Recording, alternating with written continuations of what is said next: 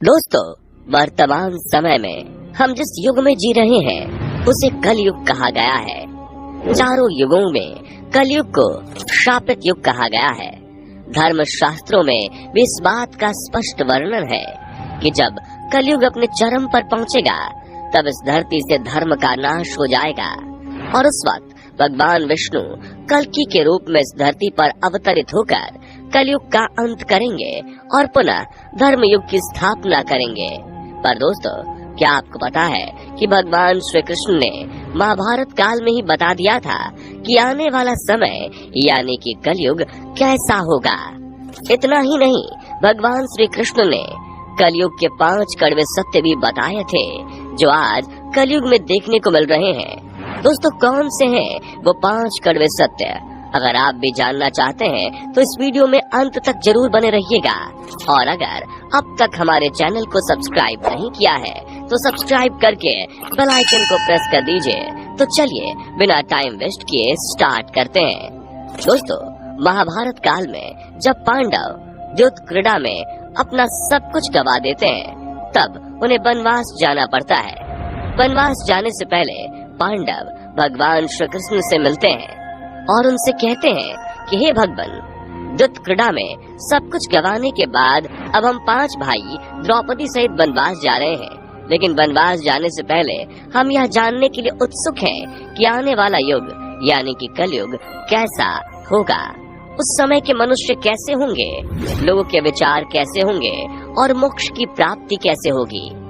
पांडवों के मुंह से ये सारी बातें सुनकर भगवान श्री कृष्ण थोड़ी देर सोच विचार करते हैं और फिर पांडवों से कहते हैं, पहले आप सभी वन जाइए और वन में जो कुछ भी आपको दिखाई दे वो मुझे आकर बताइए, तब मैं आपको इन सभी प्रश्नों का जवाब दूंगा। अब भगवान श्री कृष्ण के कहे अनुसार 5 पांडव भाई वन में चले गए और वन में जो कुछ भी उन्हें दिखाई दिया उसे देखकर वे हैरान रह गए। उन्हें अपनी आंखों पर यकीन नहीं हो रहा था।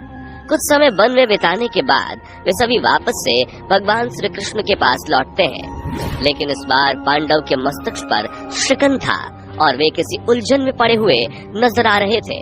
जब भगवान श्री कृष्ण ने पांडवों की ऐसी दशा देखी तो उनसे रहा नहीं गया। भगवान ने कहा, आप सभी किस सोच विचार में मग्न हैं, हमें बताएं। अगर संभव होगा तो हम उसका समाधान अवश्य करेंगे।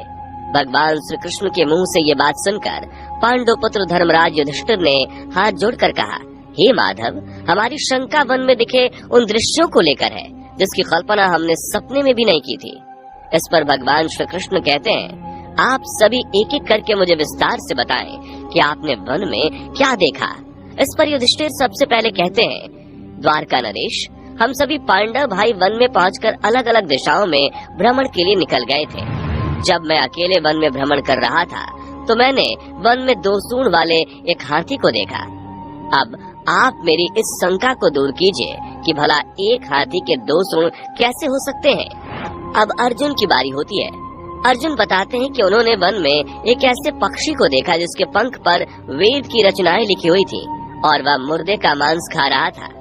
अर्जुन के बाद भीम बताते हैं कि उन्होंने वन में एक ऐसे गाय को देखा जो अपने बछड़े के जन्म के बाद उसे इतना चाट रही थी कि उसके शरीर से खून आने लगता है। इसे देखकर मैं हैरान रह गया कि कोई माता अपने बच्चे के साथ ऐसा कैसे कर सकती है। अब भगवान श्री कृष्ण सहदेव से पूछते हैं कि सहदेव, तुमने वन में क्या देखा। इस पर सहदेव बोलते हैं कि मैंने वन में एक जगह बहुत से कुएं को देखा, लेकिन हैरानी की बात यह थी कि जहां आसपास के सभी कुओं में पानी था वहीं बीच का कुआं पूरा खाली था। बीच का कुआं गहरा भी है फिर भी उसमें पानी नहीं है, ऐसा कैसे संभव है। अब नकुल आगे बताते हैं कि जब वे वन में भ्रमण कर रहे थे तब उन्होंने एक भारी चट्टान को पर्वत से लुढ़कते हुए देखा। वह चट्टान रास्ते में न जाने कितने ही विशाल वृक्ष और शिलाओं से टकराती है पर उसे कोई रोक नहीं पाता, लेकिन अंत में एक अत्यंत छोटे पौधे के स्पर्श से वह चट्टान रुक जाती है। अब युधिष्ठिर भगवान श्री कृष्ण से कहते हैं कि हे वसुदेव, हम भाइयों ने वन में जो कुछ भी देखा वह सारा विस्तार से आपको बता दिया। अब आप हमारी शंकाओं को दूर करते हुए इन सभी दृश्यों का अर्थ बताइए। इस पर भगवान श्री कृष्ण युधिष्ठिर से कहते हैं, धर्मराज, जैसा कि आपने बताया, आप 2 सूंड वाले हाथी को देखकर सोच में पड़ गए हैं। लेकिन धर्मराज, इसमें हैरान होने वाली बात नहीं है, क्योंकि कलयुग में ऐसे लोग ही राज्य करेंगे जो बोलेंगे कुछ और करेंगे कुछ और। इनके मन में कुछ और कर्म में कुछ और होगा। ये लोग शोषण करने का एक भी मौका हाथ से जाने नहीं देंगे। ये बस अपने हित की ही बात सोचेंगे। अब भगवान श्री कृष्ण अर्जुन से कहते हैं कि हे पांडुपुत्र अर्जुन, तुमने वन में एक ऐसे पक्षी को देखा जिसके पंखों पर वेद की ऋचाएं लिखी हुई थी, लेकिन वह मुर्दे का मांस खा रहा था। तो इसका मतलब ये है कि कलयुग में ऐसे ही लोग होंगे जो कहने को तो विद्वान ज्ञानी पुरुष कहलाएंगे, किंतु इनका आचरण राक्षसी होगा। उनके मन में यही होगा कि जल्दी किसी की मृत्यु हो और उसकी संपत्ति का मालिक वे खुद बन जाए। कलयुग में मनुष्य के लिए सबसे ऊपर धन और संपत्ति होगा, और बस कुछ गिने चुने शख्स ही वास्तविक संत होंगे। इसके अलावा कलयुग में ज्यादातर इंसान अपनों को ही ठग कर आगे बढ़ने के विचार में होंगे।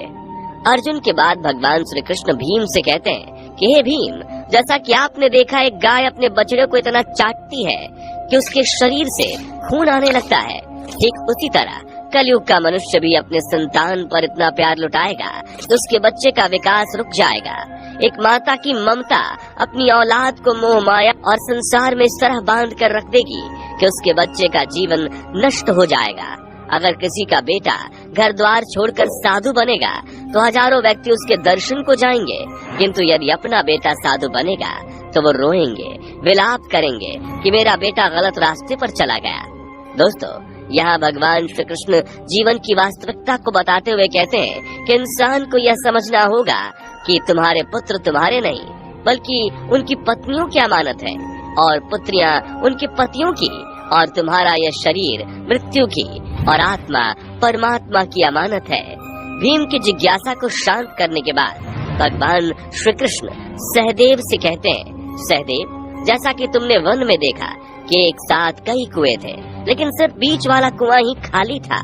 इसका मतलब ये है कि कलयुग में धनी व्यक्ति अपनी मन की खुशी के लिए अपने यहाँ विवाह उत्सवों में धन खर्च करेंगे, परंतु अपने आस पड़ोस किसी गरीब को देखकर उसकी मदद नहीं करेंगे, फिर चाहे वह गरीब उनका अपना सगा ही क्यों ना हो।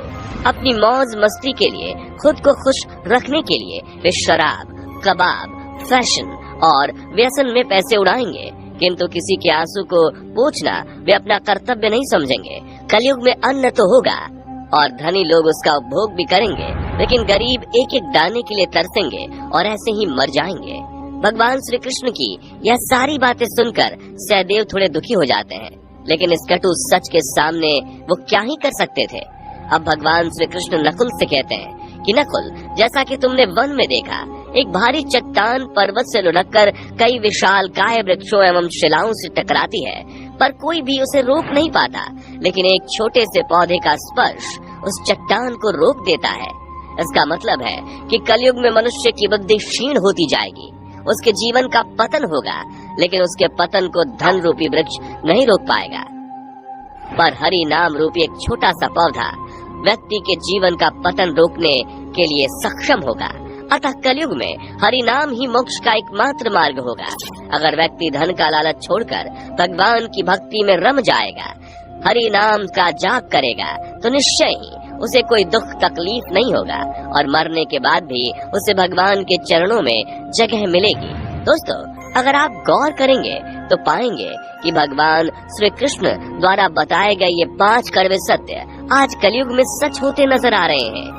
ऐसे में अगर आप भी अपने जीवन की सारी तकलीफों को दूर करना चाहते हैं तो आज से ही हरि नाम का जप करना शुरू कर दें। तो दोस्तों, इस वीडियो में फिलहाल इतना ही।